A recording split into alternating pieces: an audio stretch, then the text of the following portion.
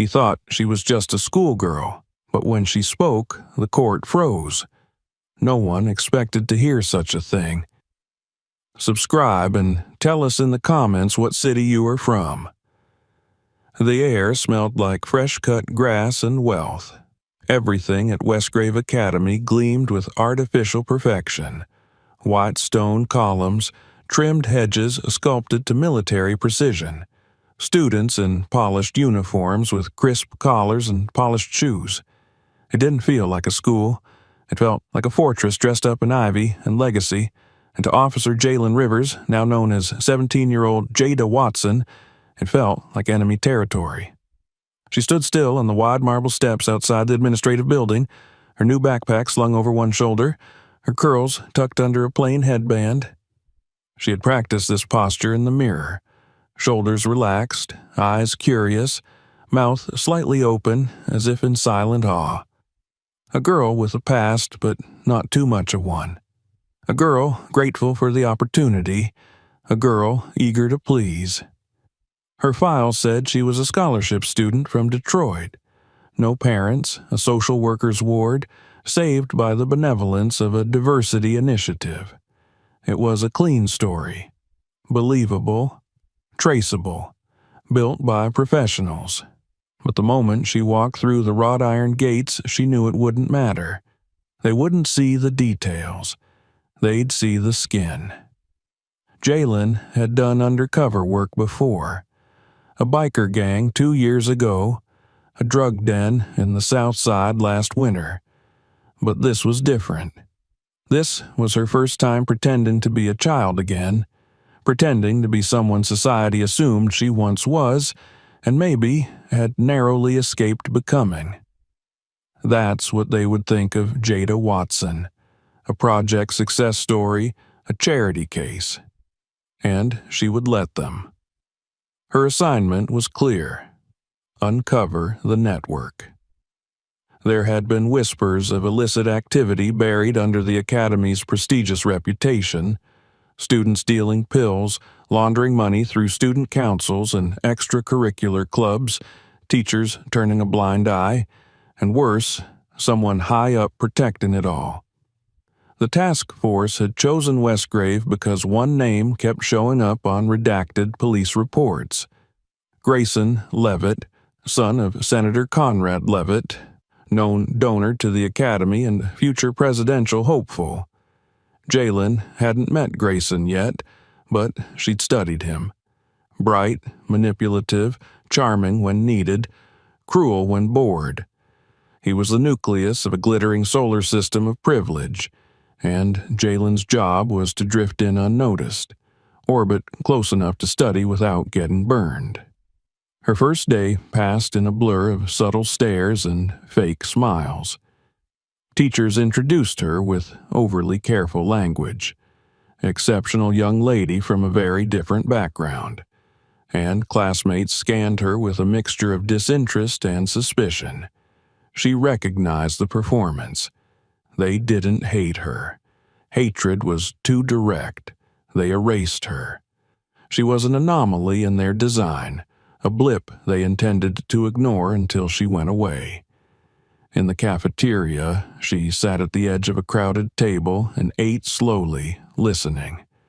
Most of what she heard was noise, gossip, travel plans, college admissions stress, but buried between the lines were things she was trained to notice. Mentions of a favor system, coded language about parties that weren't on any school calendar, students trading envelopes in the hallway under the guise of passing notes, innocuous on the surface, until you looked closely. Jalen didn't speak much. Jada Watson, her persona, was meant to be quiet, watchful, unsure. She let herself be dismissed. It was easier to disappear that way. A week passed before she was invited to anything. The invitation came not from Grayson, but from his orbit, a girl named Brianna Hughes, sharp-tongued, jittery, with eyes that darted too quickly between faces. Brianna asked Jada if she wanted to come to a study group off campus. "Just a few of us," she said, her smile too wide. We do this thing every Thursday." Jalen said yes. The study group turned out to be 6 students packed into the back room of a country club lounge, all holding champagne flutes and pretending to read textbooks. No adults, no supervision, just drugs and designer purses and cash changing hands beneath the table. Grayson was there, of course, holding court with one leg slung over the arm of a chair, talking low into his phone. He didn't notice her at first. When their eyes met, she knew he didn't trust her. Not fully, but he welcomed her with a slow grin anyway and offered her a drink. She declined. He raised an eyebrow. "Smart," he said. "No need to lose control when you're still learning the rules." Over the next month, Jalen observed everything. She memorized faces, patterns, names. She mapped relationships and watched the way students moved around Grayson like moons around a planet.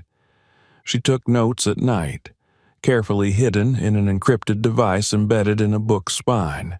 She gathered enough material to know something serious was happening, but not yet enough to prove it. What struck her most wasn't the crime, it was how seamless it all was. There was no fear of getting caught. Students carried pills in monogrammed pencil cases. They used their parents' business accounts to move money.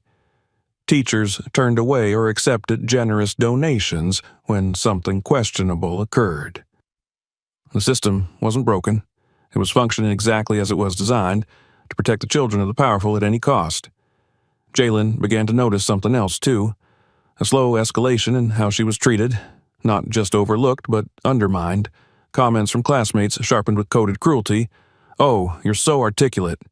Must be nice to get in with all the help these days." Teachers praised her with the edge of condescension, as if her every success was a surprise. It didn't take long before her name started to echo in the wrong places.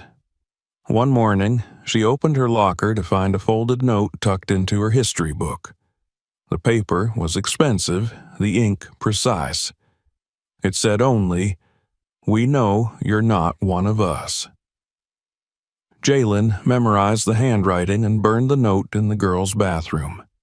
She didn't report it. There was no one to report it to. The moment she broke cover, the operation would collapse. And she was close. Too close. Then came the setup. It started with Grayson inviting her to talk privately. He was unusually friendly that day, casual. He joked with her in the courtyard, made a point of complimenting her sneakers in front of his friends.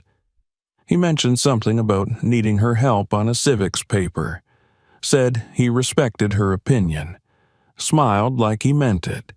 She knew it was a trap, but she went. He led her behind the gym, a narrow alley lined with trash bins and half-lit windows. He said he wanted to talk off the record, said he didn't want anyone else hearing. Then his voice changed. "You're not who you say you are," he said, stepping closer. "You've been watching me, asking questions, following people. That's not curiosity. That's surveillance." She tried to deflect, tried to play dumb, but he was already reaching for her wrist. What happened next was fast and blurred. He grabbed her arm. She pulled back. He shoved her. She slammed his shoulder into the wall. He slipped on the pavement, fell, hit his head. She didn't strike him, but when he looked up, bleeding from his forehead, he smiled. Footsteps approached. 2 of his friends rounded the corner, phones already recording. Within minutes, she was surrounded. He told them she attacked him, called her crazy, said she had snapped. No one asked her side. Security came. She was handcuffed on school grounds, her face pressed into gravel. The officers didn't ask for ID, didn't check her background. Her alias held, but her credibility shattered. By that evening, local news ran a headline: "Scholarship student assaults senator's son at Westgrave Academy." Her picture, a yearbook-style portrait lifted from her file, circulated online with captions filled with barely disguised vitriol. Social media exploded with commentary, most of it cruel, some of it overtly racist. Her command said nothing. No public statement, no legal backup.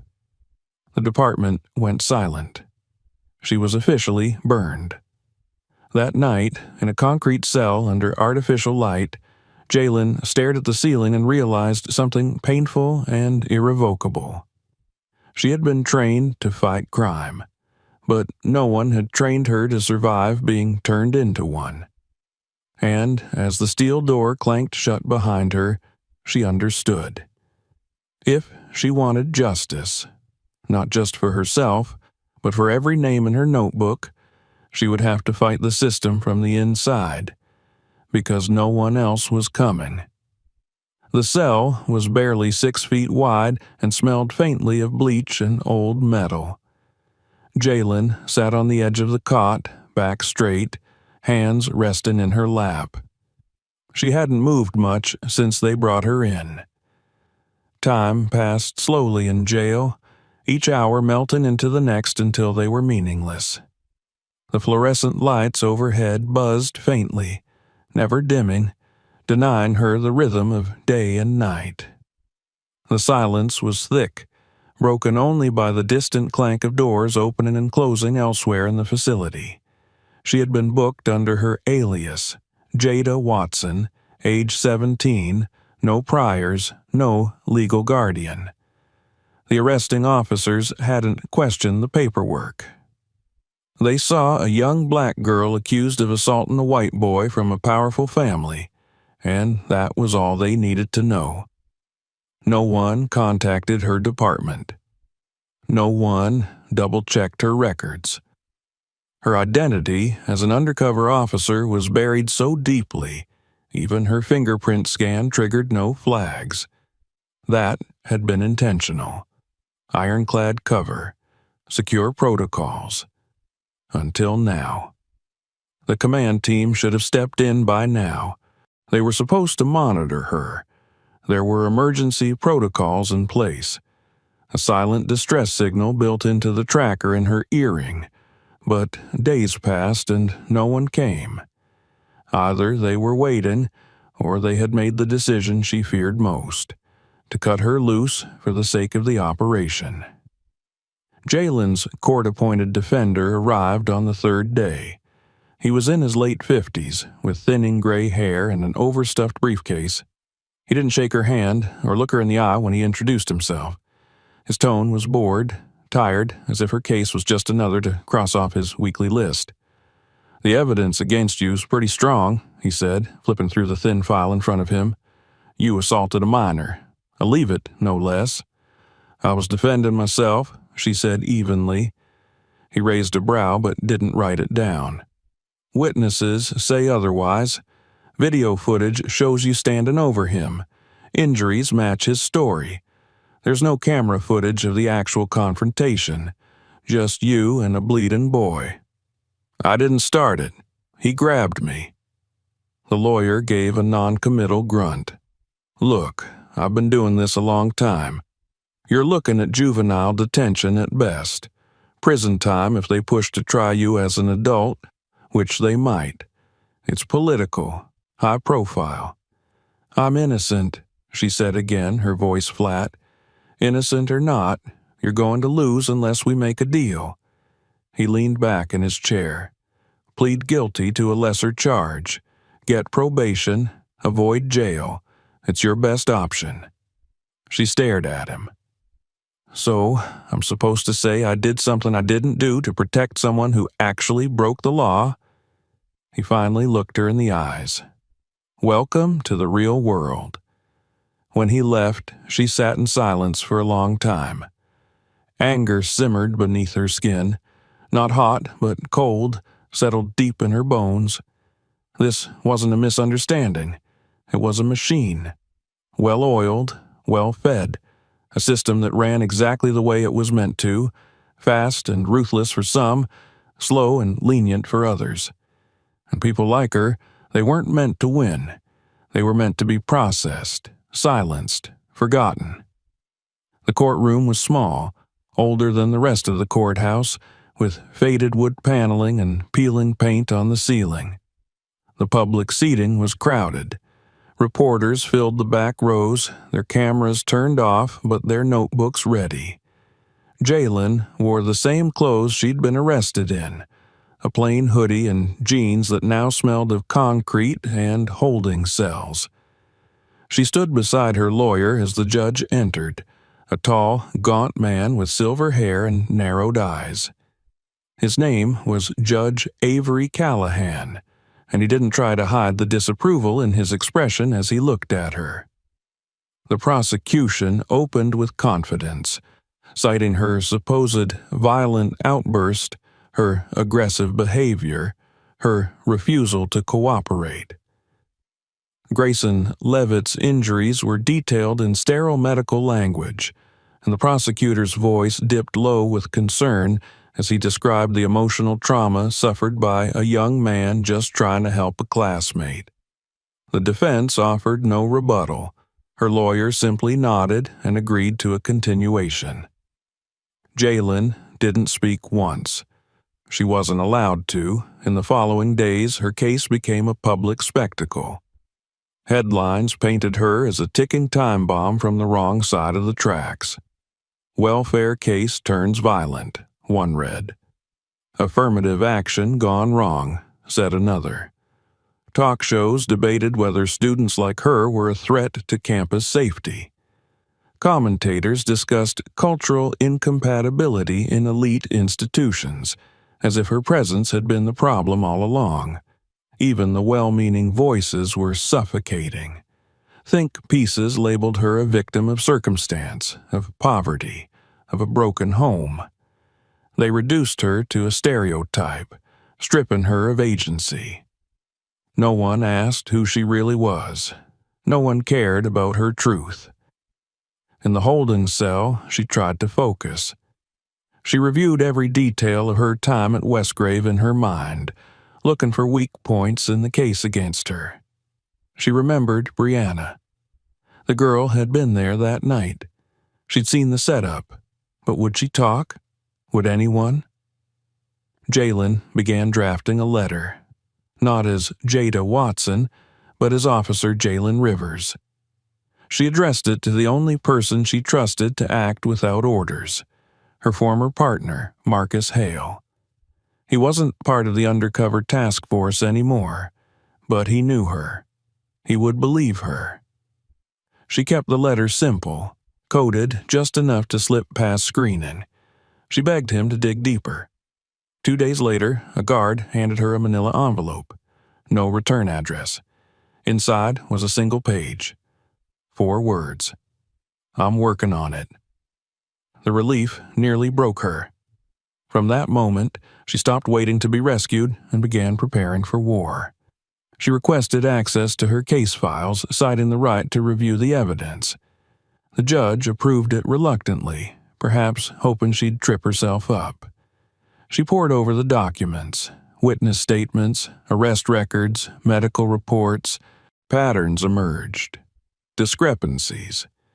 The timeline was too clean, too rehearsed. All of it hinged on one narrative, that Grayson was blameless and she was out of control. She noted that the security cameras around the gym had malfunctioned. No explanation, no repair request filed until the day after the incident. The school's statement was vague, full of careful legal phrasing. Unfortunate altercation, disciplinary review, unforeseen technical difficulties.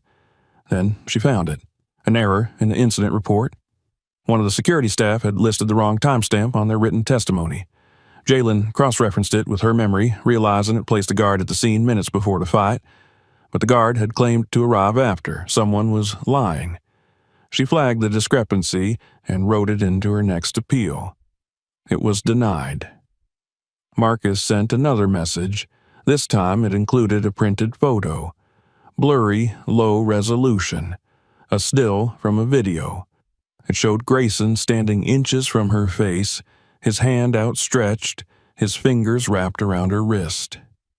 It wasn't everything, but it was a start. The image had come from a teacher, Mr. Ellison, a quiet, reclusive man who taught philosophy and rarely spoke in staff meetings. He had seen the confrontation and, sensing trouble, recorded it from his classroom window. He hadn't known what to do with the footage. Once the media storm hit, he handed it to Marcus anonymously. Jalen stared at the photo for a long time. Proof, not complete, but undeniable. She wasn't making it up. Someone else had seen it too. She pressed her advantage. At the next hearing, her new attorney arrived, sent by Internal Affairs after Marcus escalated her case through unofficial channels. His name was David Lynn, young, sharp, and furious. He argued for full video review. He demanded an independent audit of the security system failure. He questioned the credibility of the school's internal investigation. He said, point blank, that the case stank of cover-up. The judge didn't like him, but he couldn't ignore the mounting pressure. By now, activists had begun picking up Jalen's story, not the one the media had told, but the real one, whispered through message boards and shared on encrypted apps. Black legal defense groups began tracking the case. Hashtags trended. Journalists started asking uncomfortable questions, and the silence from Westgrave became deafening. Senator Leavitt issued a statement calling for calm and respectful discourse. He did not mention Jalen by name. He did not condemn violence. He asked for a return to civility. It was a mistake. Jalen, through Lynn, issued a statement of her own. She didn't attack the senator. She didn't accuse anyone directly. She simply asked one question. If I weren't black, would I still be in jail? The question exploded across platforms. Celebrities retweeted it. Law professors debated it. Civil rights lawyers called for an inquiry into the judge's previous rulings. And still, she sat in her cell, but now the walls were thinner. The court scheduled an evidentiary hearing. Grayson was unable to attend, reportedly recovering abroad. His lawyers sent a statement, but Lynn challenged its admissibility. Meanwhile, Marcus sent her a longer message. The operation had been buried. Too political, too risky. Her superiors had backed away. But Marcus hadn't. He was following the money, tracing the school's vendors, contracts, donations. He said something wasn't right. Shell companies, fake maintenance records, payments tied to relatives of school board members. Jalen knew what it meant. This wasn't just about a student acting out. It was a system, rot from the top down. As the hearing approached, Lynn told her quietly, "We have one shot. Don't expect miracles." She didn't, but she expected a fight, and for the first time since her arrest, she believed she could win. The courthouse hallway was colder than usual. Jalen could feel it in her bones, in the exposed skin of her hands as she stood with her wrists crossed before her. The heavy wooden door ahead remained closed, muffling the voices beyond it. David Lynn paced beside her, clutching a slim folder under one arm, lips pressed in a thin line. He'd barely said a word that morning. There wasn't much left to say. They were past planning. Now it was execution. Jalen's mind didn't settle. She kept replaying everything.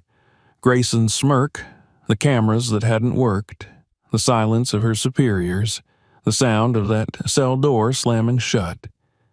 She'd grown used to the quiet of incarceration, to the unspoken judgment in every glance, to the suffocating pressure of being expected to prove her own humanity. But today was different. Today, she wasn't here to ask for mercy. She was here to fight. The door opened with a heavy creak. The courtroom looked the same, but the air was charged with something new. Tension, perhaps. Anticipation. There were more people this time. More media. A few known faces in the gallery from organizations she recognized. Black legal groups, civil rights observers. And in the corner, almost invisible, sat Marcus Hale in plain clothes, his expression unreadable. The judge entered. Same cold eyes, same thin mouth. But there was something behind his gaze now, something guarded. Jalen could tell he'd felt the shift. This wasn't a routine case anymore. It was becoming something bigger, and he knew it. David Lynn wasted no time. He submitted the still image from Mr. Ellison's footage as a supplemental exhibit, identifying the source and establishing chain of custody. The photo alone wasn't definitive, but it was enough to challenge the state's clean narrative, enough to raise doubt. He followed it with a motion to compel the release of all internal communications between Westgrave's staff and the Leavitt family in the days following the incident. The prosecution objected, citing privacy. The judge hesitated, then approved the motion in part. A crack in the wall. Later that afternoon, Lynn received a packet.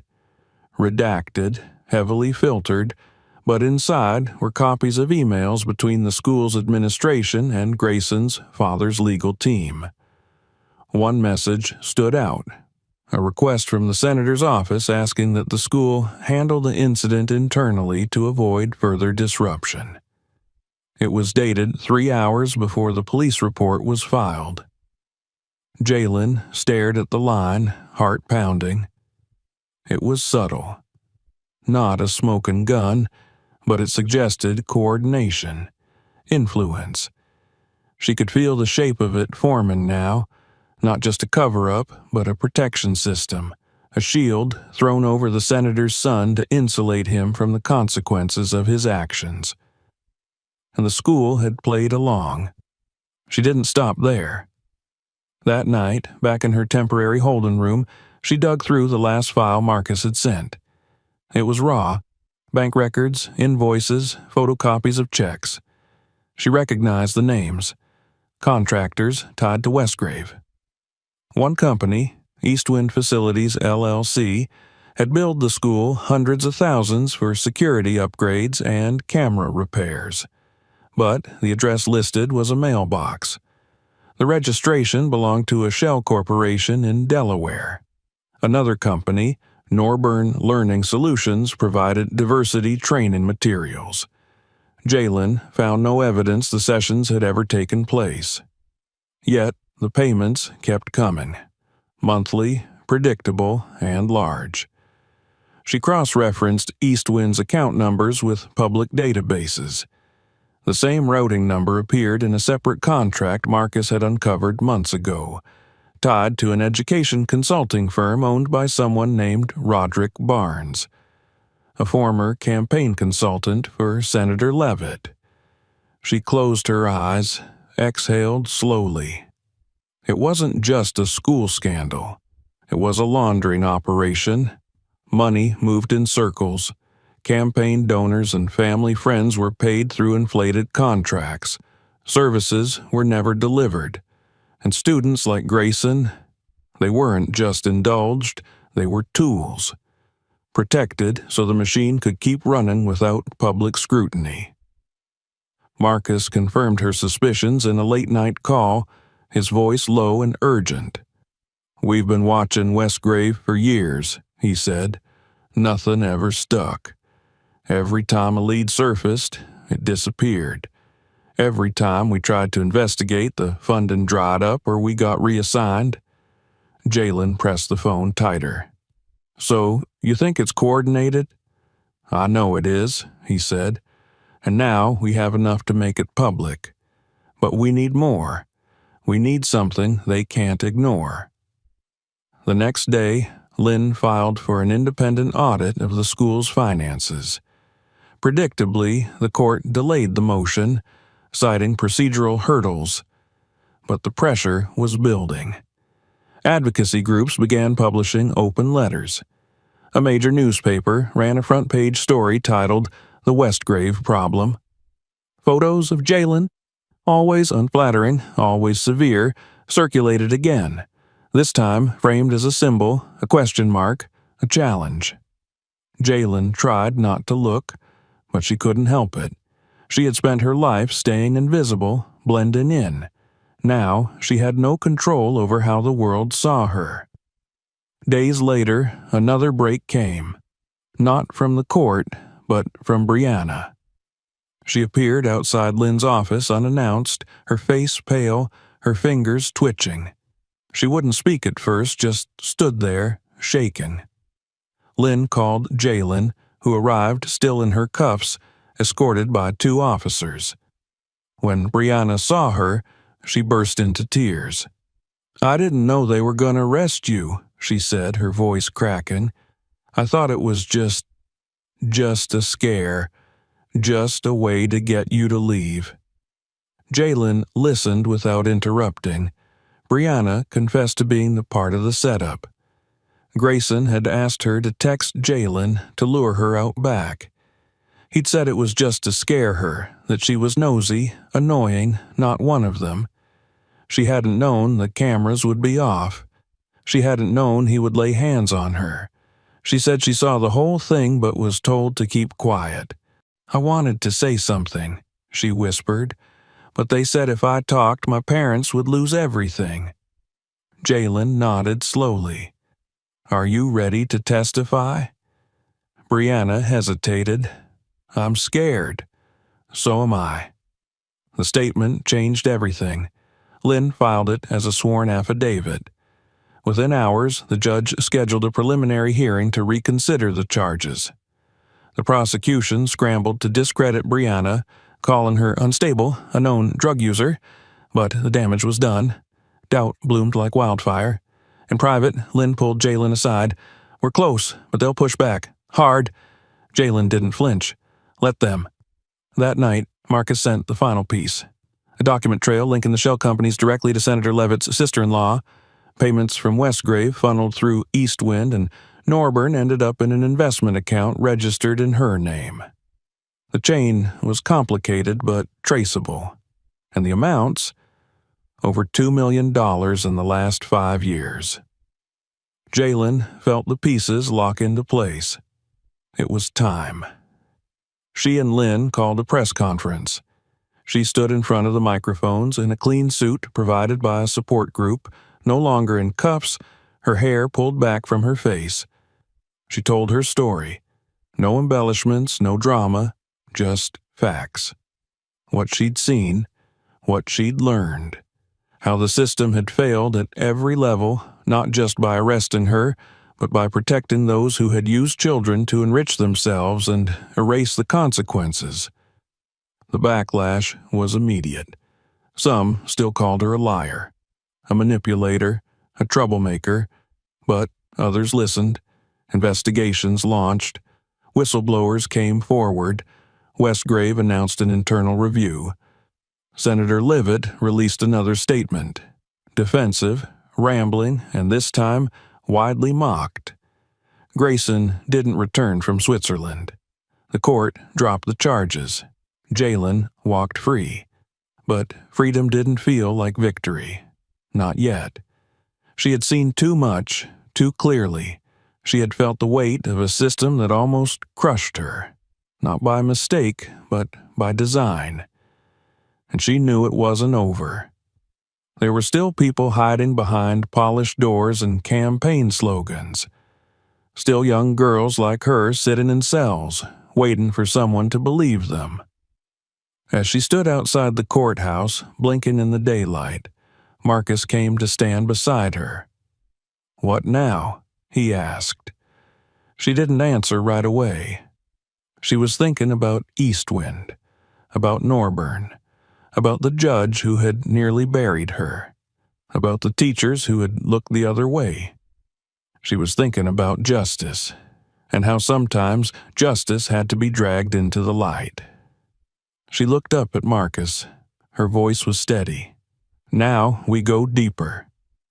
The city looked different now. Maybe it was the light, the way the sun angled across the buildings, or maybe it was just her. Jalen walked slowly along the cracked sidewalk outside the courthouse, the wind tugging at the hem of her coat. She didn't look back. The building loomed behind her, gray and cold and ugly, no matter how many flags they hung from its columns. She had walked in through those doors as a number, a case, a target. She walked out as something else. Not free, not really, but unshackled from one part of the system, finally able to breathe again. Reporters had tried to follow her, their voices bouncing behind her like distant echoes. Her attorney had run interference, fielding the questions with his usual calm precision. Lynn was good at that, sharp, collected, ruthless in the courtroom, but cool under pressure. He had offered to call a car for her. She had declined. She didn't want a car. She didn't want interviews or microphones or press statements. She wanted silence. She wanted to feel the world again without bulletproof glass between her and the sky. A black SUV waited at the corner, engine idling. Marcus leaned against it, arms crossed, eyes tracking her movement like he always had. Part partner, part guardian, part brother in the trench. She didn't speak when she reached him. He opened the door and let her slide inside without a word. They drove in silence. The city rolled past in blurred shapes. Jalen watched pedestrians cross streets, families load groceries, couples argue at stoplights. Normal life, intact and untouched, continued outside the frame of everything she'd just lived through. She wondered how many people carried stories like hers just beneath their skin. How many had been bruised by the same machine and simply faded into the background, too quiet to be noticed. The safe house was modest, tucked behind a shuttered flower shop and shielded by a row of unmarked vehicles. Inside, the furniture was plain, functional, the lights dim. She dropped her coat on the couch and sat without asking, elbows on her knees, hands clasped in front of her. "You did it," Marcus said at last. Jalen didn't look at him. "I'm not sure what I did." "You survived. You turned the whole thing inside out." She gave a hollow laugh. "Survival's not the same as winning." "No," he admitted, "but it's the first step." There was a pause. The air felt heavy again, as it always did when the adrenaline wore off and reality settled in its place. Jalen leaned back, tilting her head against the wall. "They're going to sweep it all under the rug," she said. "They'll remove a few people, make a few gestures, but the core's still there. Not if we keep pushing." Jalen turned her head to him. "You said they buried the operation." "They did. And the people behind it? We have names, trails. The documents you uncovered, they're not going away. We've got federal eyes on it now, internal affairs, maybe even the Bureau if they can get their act together." Jalen closed her eyes for a moment. The thought should have comforted her. Instead, it filled her with the same wary skepticism she'd carried since the moment she was locked in that cell. The system didn't correct itself because it saw injustice. It corrected itself when it became inconvenient not to. That only happened when people forced it to the edge. "What about Grayson?" she asked. "He's still overseas. His father claims it's for health reasons, but they're stalling, waiting to see if this dies down." "It won't." "No," Marcus agreed, "it won't." The next few weeks blurred together. There were hearings, press conferences, more whistleblowers. Westgrave Academy initiated a comprehensive restructuring, which translated to firing a handful of administrators and issuing a bland apology. But the public wasn't satisfied. A congressional inquiry began to take shape. Journalists dug deeper. The senator's office released increasingly erratic statements. Donations slowed. Sponsors backed out. Jalen, meanwhile, kept working. She turned down offers for TV specials, magazine interviews, documentaries. They wanted a story arc, a redemption arc. They wanted her to cry on camera, to talk about overcoming adversity. But this wasn't a movie. It wasn't a clean, polished narrative. It was unfinished, raw, and still dangerous. She joined a task force working with the state's Internal Review Board, focusing on corruption and educational funding. She combed through financial records from other schools, looking for the same patterns she'd seen at Westgrave: ghost companies, overpriced contracts, names that didn't belong where they were. And she found them. The problem was systemic. Westgrave wasn't unique. It was just the most visible. One evening, Lynn called her to his office. He sat behind his desk, a thick file spread open in front of him. She recognized one of the names instantly: Judge Callahan. "He's stepping down," Lynn said. "Health reasons officially." Jalen arched an eyebrow. "And unofficially? There's a recommendation for review of at least 24 of his past rulings. We're looking at a pattern." She didn't smile, but something loosened in her chest. Later that week, she returned to the station. Not as an undercover officer, not in uniform. Just as Jalen. The desk sergeant recognized her and stiffened, unsure whether to salute or apologize.